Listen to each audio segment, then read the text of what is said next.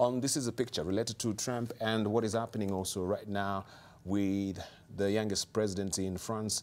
This is Emmanuel Macron, of course, with an older wife. My beautiful wife is 24 years older than me, he says. And my beautiful wife is 23 years younger than me. That is Trump saying. So should they do some swapping? Right, we'll leave it for you to decipher. Okay, let's see what we have also in the Daily Nation. This is where we have a Munene drawing, and we're digging deeper and deeper into the debt hole.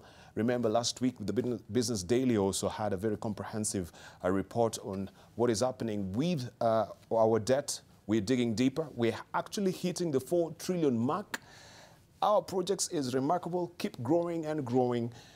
And this is the Jubilee tractor trying to dig deeper in that particular hole. Maybe we should discuss about this briefly before we continue with the independence, because we've had reports, they come and say, especially from the Cabinet Secretary of the Ministry of Finance, saying that it is sustainable. But we've hit a 4 trillion shilling mark right now.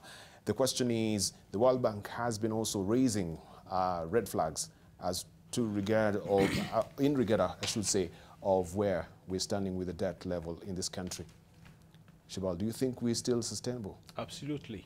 You see, no country ever becomes great by focusing on small projects. It is the projects that are transformational that will change a country. And I think Kenya is doing the right thing right now.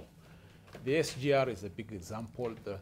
The roads that we are building, the power that is being rolled out across the country, that's what will change the country. Now, debt is a function of how much the country is making. So if you want to buy a house, you have to take a mortgage. And if you look at the mortgage and say, oh, this mortgage is too big, yes, it's big, but you don't look at the size of the mortgage, you look at the capacity to pay. And as long as your income is growing, you can afford to take that mortgage. Kenya's GDP is growing on an annual basis. But at what percentage are we talking about? The money is being invested in transformational projects which are going to change this economy. Yes. So there is absolutely nothing wrong with that.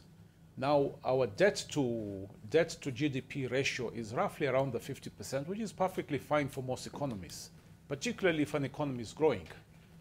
So I think this cartoon is a very simplistic portrayal of our economic situation and our future aspirations. I think Kenya is on the right track by looking at these large projects. I think the president's absolutely right in thinking big. Right. Honorable Kirwa, you never grow an economy by thinking small. All right. So you think this is simplistic, Honorable Kirwa?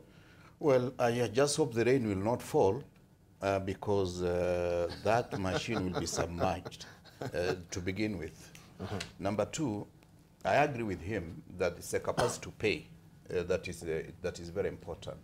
And you see Africa as a debt crisis, not because it is borrowing more than the other continents. Yes. But they borrow without building the requisite infrastructure to be able to ensure there is immediate generation of some economic activity, yes, that translates into the ability to pay. So at this stage, it may be glory, glory, glory. But as it hits, the reality hits us, we'll realize that we are not generating as much as we should be generating to pay for the debt, because now 20% of our ordinary revenue is going towards paying that particular debt. And as it goes up, soon the capacity to produce will be limited, because some of like the railways, okay, is a good idea and it's a good project, and for Jubilee not to over-celebrate, this is Kibaki project, Vision 2030 was part of that. It's one of the pillars that we said infrastructure is one of the main pillars. And I was in that, well, not really to glorify myself, I was in that Social and Security Council, yes, dealing with issues of development. Yes. But where we are, we have to be very careful. We are going to join our brothers and sisters in Africa that we have a debt crisis that we are not able to pay. All right. Thank you. Can I respond to that? I think you're absolutely right, Waziri. And I compliment the fact that you saw the vision in building the railway. But if you look at the roads, it is only by taking roads to the rural areas, that you start to open up those areas and bring them into the economy. Look at the power. You see, when Uhuru starts talking 5,000 megawatts, people are looking at the current requirement, but it is only by industrialization that we will create the millions of jobs that we need. Industrialization cannot come without cheap power. Without cheap power. So that is thinking big. You have to think big and you have to think long term. Let's run up on it. Agreed, but you see, our power is still 10 times what it cost an Ethiopian to connect the same bulb. That is where we need to go. And we should do away with these independent producers, because they are the ones who are loading onto the cost of power. So you may have so many connectivities, but so many disconnections because people cannot afford to pay for that power. All right. Dr. Shem. Debarl, I take it that these loans are concessional, but they're not commercial. But having said that, I am most alive to the fact that Vision 2030 as a long-term vision was a very good thing. In as much as Jubilee has picked some of the projects, I think as Mheshimiwa Kirwa is saying, it would have been good if a number of projects were running in tandem so that the economy is stimulated, so that we can easily repay back the loans without overburdening the taxpayer. But having said that, I think my major concern is not so much the amount of the loans. My major concern is the leakages. Is this money going into the intended purposes, all of it?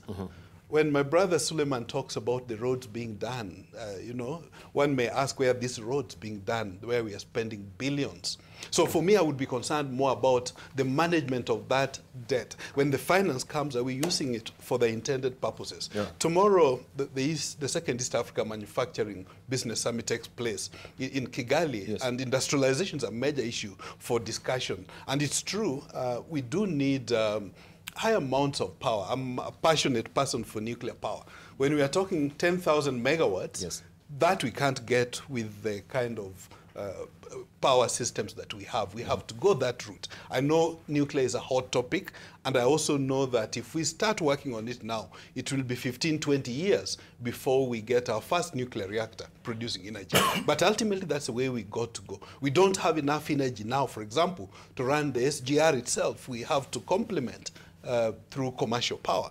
So in the end, we need more power, but let's get rid of corruption. If we got rid of corruption, I would be very okay. All right. Let's run up on it with the Honorable Onyonka. Thank you, Debarl. I will bring this team to the fact that I happen to be in the Budget Committee in Parliament. The truth is we are overborrowing.